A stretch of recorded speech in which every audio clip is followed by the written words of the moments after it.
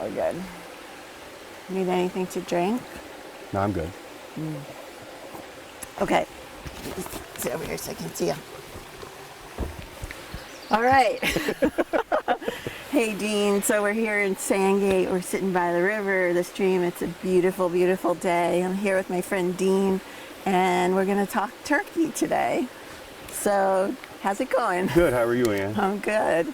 So I know you like to do turkey hunting. I know you like to go turkey hunting. When is the season for turkey hunting, first of all? The season I hunt is the spring turkey hunting season, and that's from May 1st to May 31st. From daylight, half an hour before daylight to noon. You have to stop hunting at noon. Yeah. And it's a beautiful time of the year. Do they like hide afternoon, or it's just that they just want to sort No, of? the theory is with the biologists and stuff is that they get us out of the woods at noon so the hens can go back to their nest and take care of it, because usually the hens come off, if they roost in the tree, leave the eggs on the ground. Yeah. They get up out of the roost in the morning, feed as much as they can, and if it's a cold day, they feed shorter period of time to get on the nest to keep the eggs warm. If it's a hotter day, they can spend a little bit more time off the nest, but they like to get back to it. And if the mothers do have babies, they want to get back to them in a hurry. So. Are you only allowed to hunt for male turkeys, or you can? Yeah, in the spring you can only hunt for male turkeys. It's technically the law is it must have a beard, which both male and female can have a beard. It's legally okay to shoot one if it has a beard. You're supposed to shoot a male with a beard.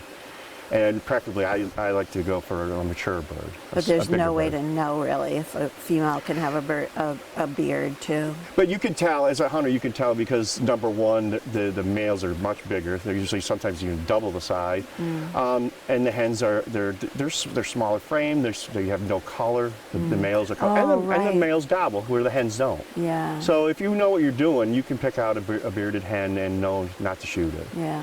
Oh, so that thing holds true too, where in nature the males have the more colorful plumage and stuff. Right. Yeah, that's cool. Right. So what time do you usually get up and get going? Well, usually about 3:30 in the morning the day starts. Whoa. You're in the woods. You try to be in the woods depending on, at the beginning of the year you want to be in by at least, you got to be where you want to hunt by 5 o'clock. That's the latest.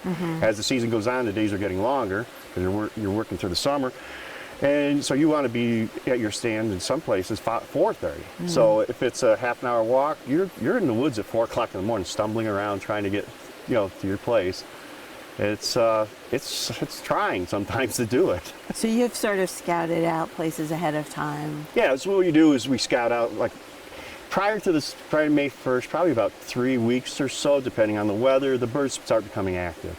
They start to call in the morning. What they do is call off in the morning to attract the hens. They call in the evening to let the hens know where they are. So you can pinpoint where they are in those morning times or evening times, and it gives you an idea where the birds are working. And then as the season goes on, they will stay. They're dominant. They dominate. They take an area and that's their area. That's their area to have. So if they get a cluster of hens, they're going to be there probably for the whole season. And so I remember you telling me, when you go out, you kind of get to your spot before they wake up or something? Usually what you're trying to do is, if you can that evening, find out where they are that evening. They're going to be there all night. What they're going to do in the morning is they're going to signal off that they're still there. Where are you? Where are the hens? So you get there in the morning, you play the hen roll, you give them some calls just to let him know you're there and available. And you hopefully he'll come down out of that tree and come looking for you at daylight. If he does have hens with him they don't usually nest or roost very close to the hens. They'll leave the hens maybe 100, 200 yards away, and they kind of still bachelor away from that. So in the morning they'll come down, they'll make their calls, they find out where everybody is, and then they start working their way together. Theory is that the hens are supposed to come to the gobbler. And do they stay far away from them because they are protecting them, or I'm not 100% sure, but I just think that the males sort of want to get away from them. I mean, just like in real life. Yeah, it's possible. But they hang together most of the day until the hens go on a nest. But at night they seem to not be right next to them. They always 100 yards within hearing, sometimes within sight. They'll actually hear a hen fly out of a tree in the morning, and then they'll leave the tree too and look for her. They start.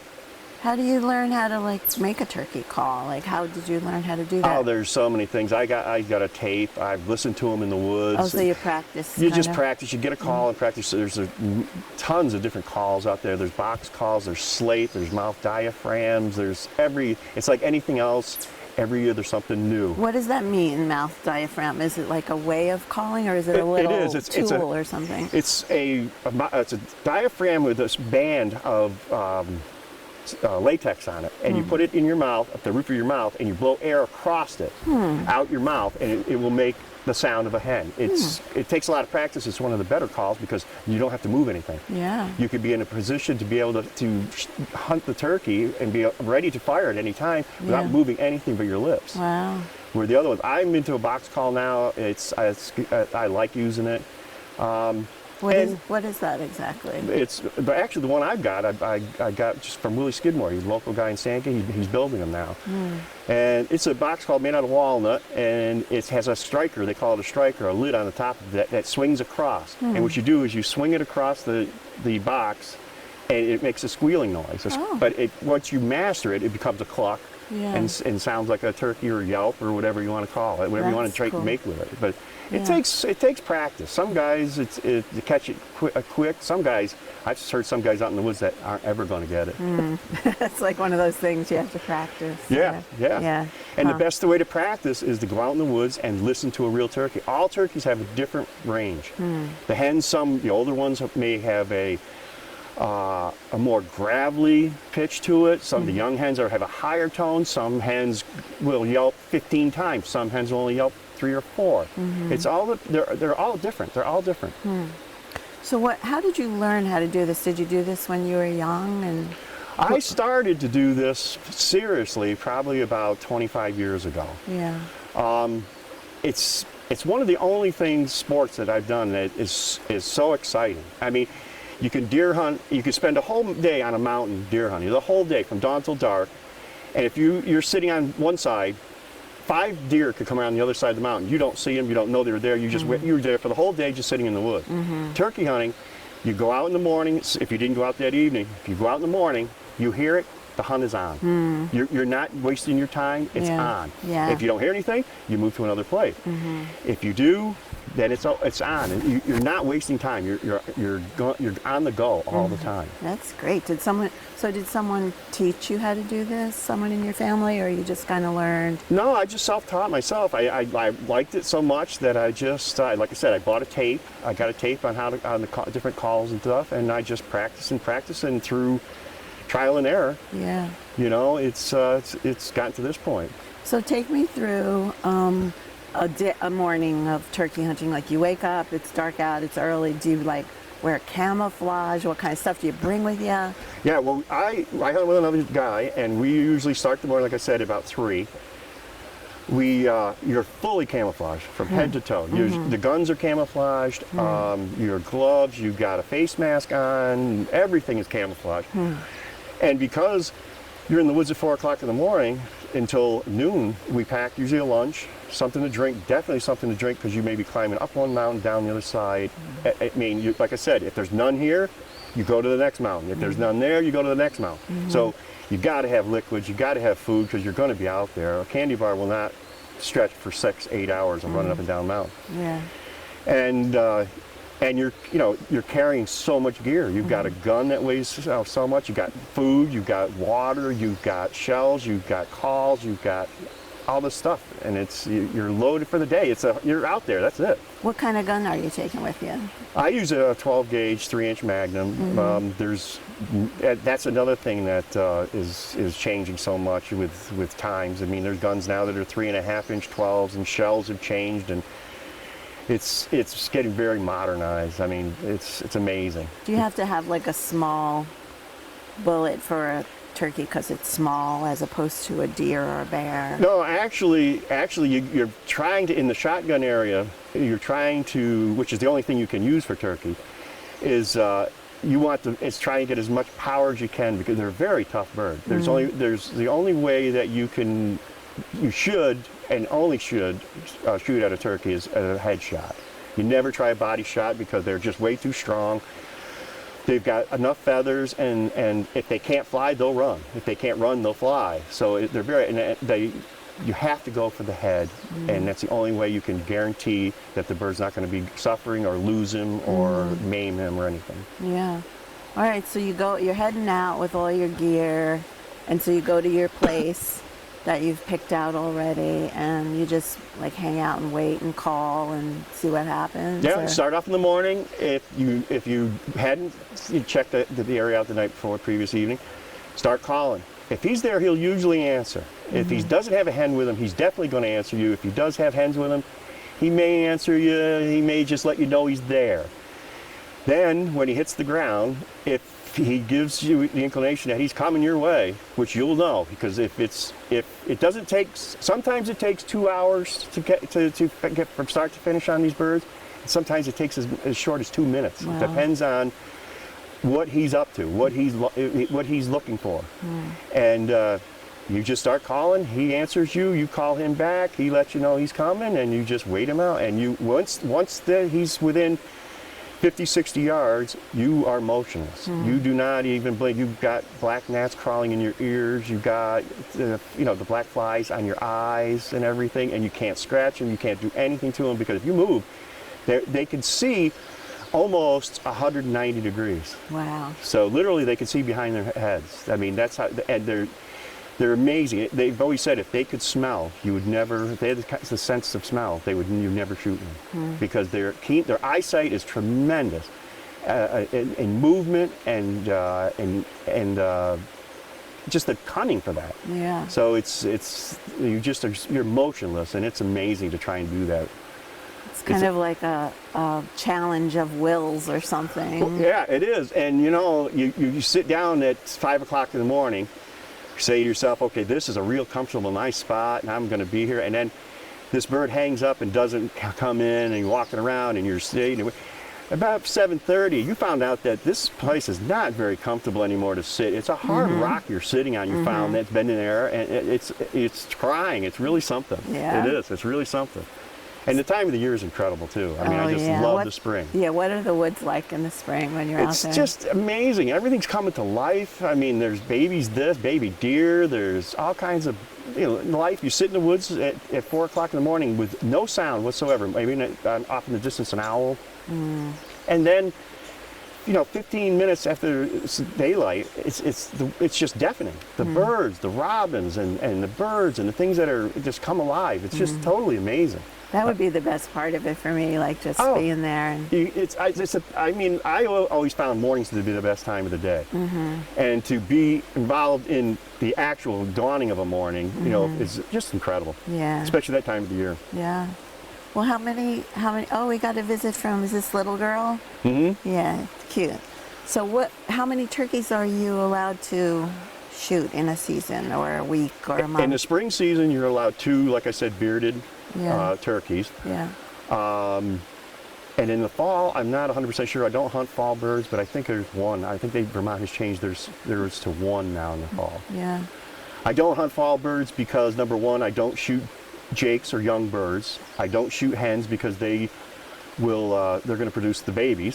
So I don't want to shoot even a mature gobbler because I have more fun in the spring. Yeah. In the fall, it's a different thing. It's not the call and seek and all that stuff. You can call them, but it's not the same. It's just not the same.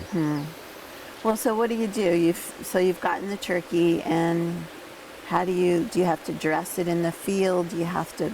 What do you do to bring it home? Or usually you just pack. The gear that we wear has a pouch in it to put the bird in so that you don't have to carry it by hand. Oh, that's good. So you put it in there. You get it out of the woods. Take it to a local check-in station, which you have to do. Oh, tell me about that. Yes, you have to take it to a check-in station, which they measure the spurs, the length of the spurs, which are on the feet, or the legs, which they use for combat. Yeah. They use that for combat when they're mating. They use and then they measure the beard, and then they take the weight of it. Only to register it for the state. Sometimes there'll be a biologist there. He might want to take a feather or check other things out to see how they're doing. Then after that comes the task of what do you want to do with this? Do you want to spend an hour and a half plucking this bird, which is a pretty difficult thing to do on a turkey because their feathers are designed to stay on them. Yeah. They're not designed to come off. I found sometimes it's the best way, the easiest way, the quickest way, and it's using all of the bird. Is we breast them out and we take out the legs and thighs and use those too, and make stew or soup out of the legs and the breasts. I usually teriyaki and put them on the grill or smoke them. Well, so how much meat do you get from a turkey, like usable?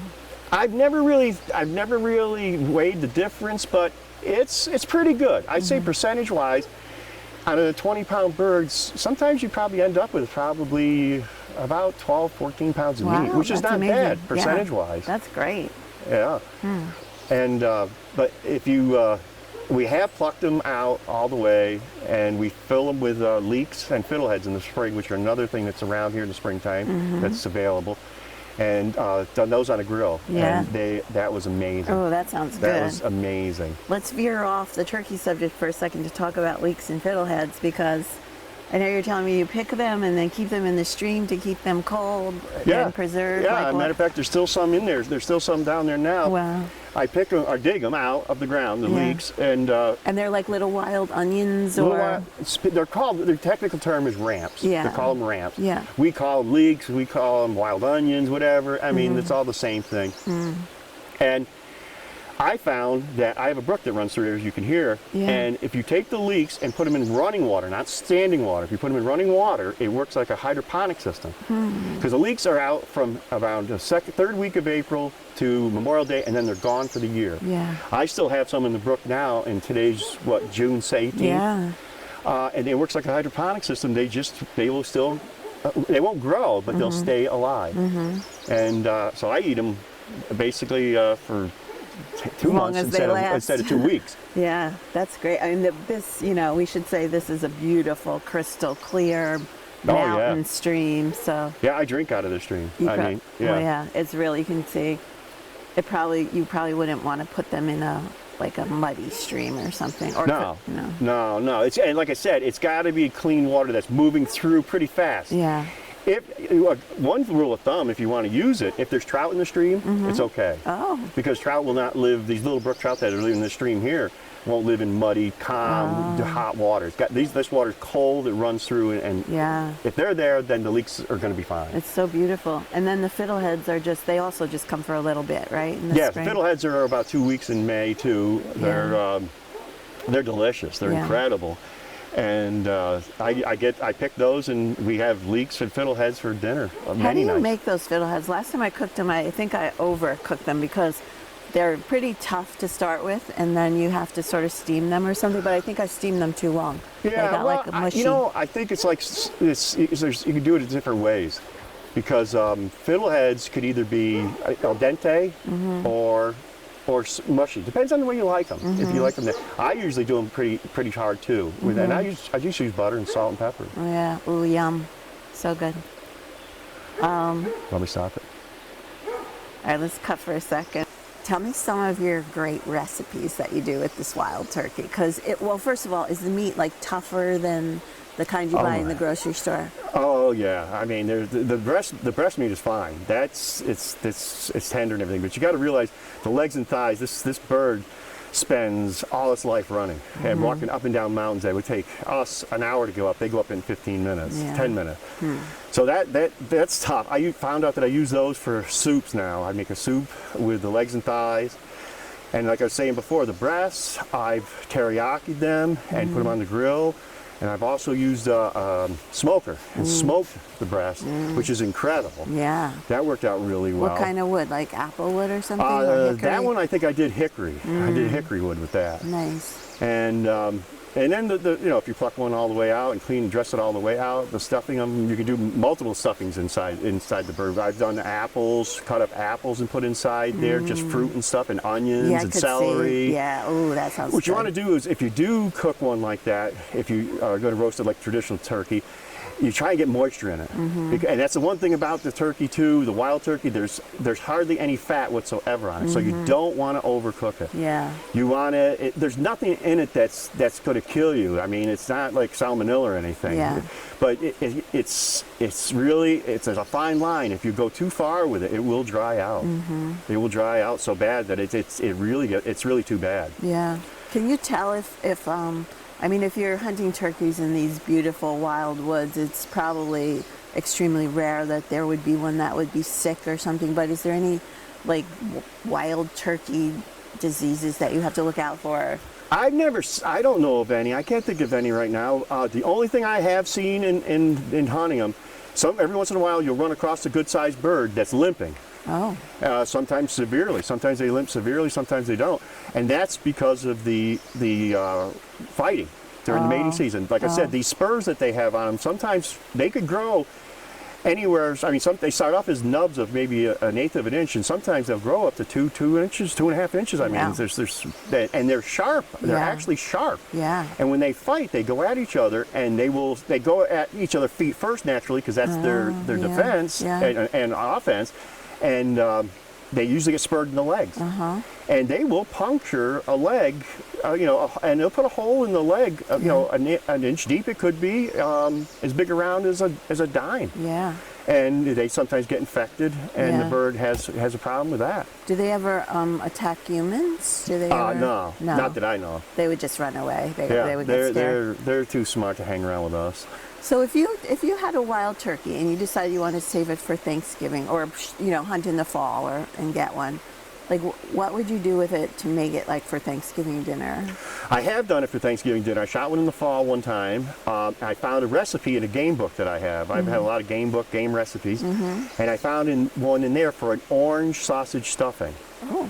And it's got orange. I've kind of tweaked it a little bit. I use real oranges. I use the juice from real oranges in breadcrumbs with local breakfast sausage, and the zest from lemons and limes in it, and some sage, and I'm trying to think of all the other stuff in it. And like I said, again, make it moist. Make it very moist, and then just stuff the cavity with that.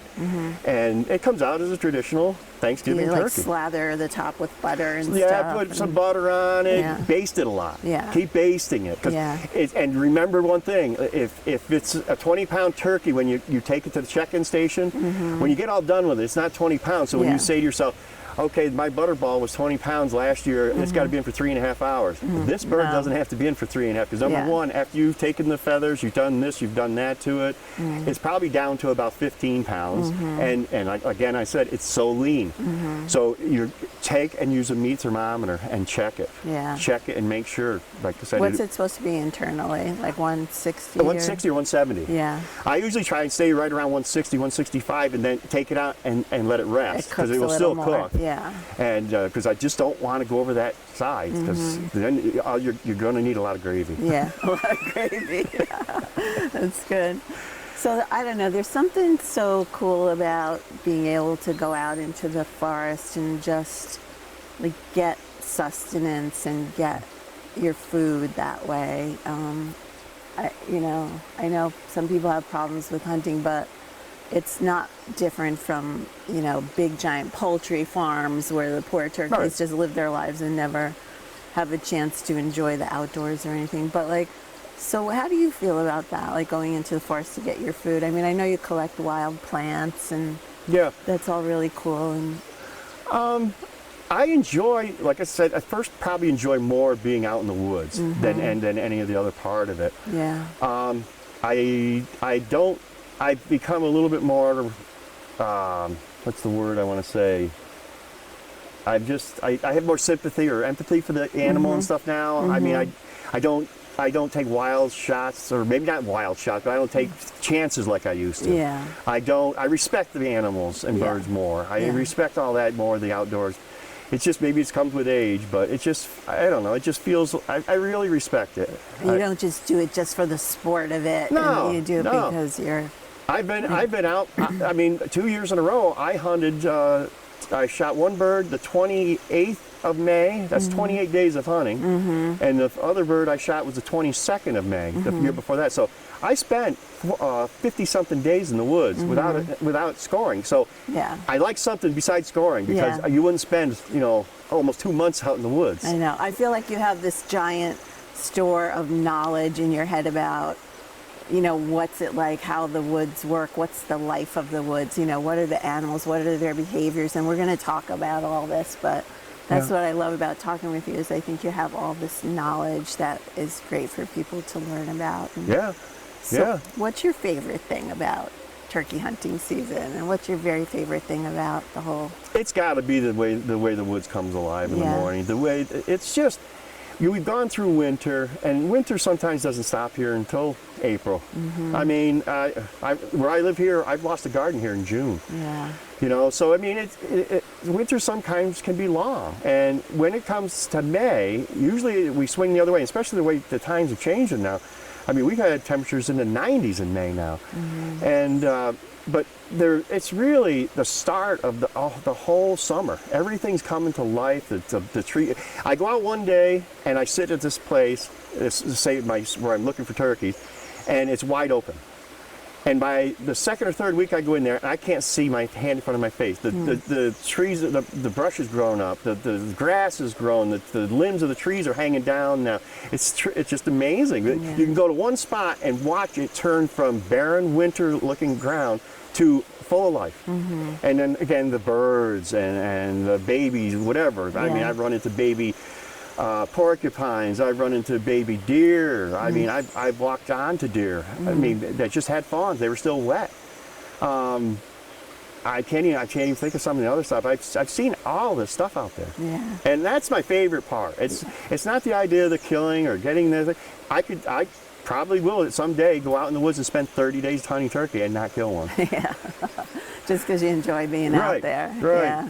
I thought of one more question about the actual process of the turkey, and this is like the wrong place for it to be, but how long can you keep, after you shoot the turkey, how long can you keep it without putting it in the fridge before you have to worry about the meat going bad? Yeah, what we do is if we got an area, say we're busy, we're hunting, and we're busy, we're going to be doing something more, we'll take the bird, check it in, do all the legalities, and then we bring it to the camp that we're staying at or wherever we're at.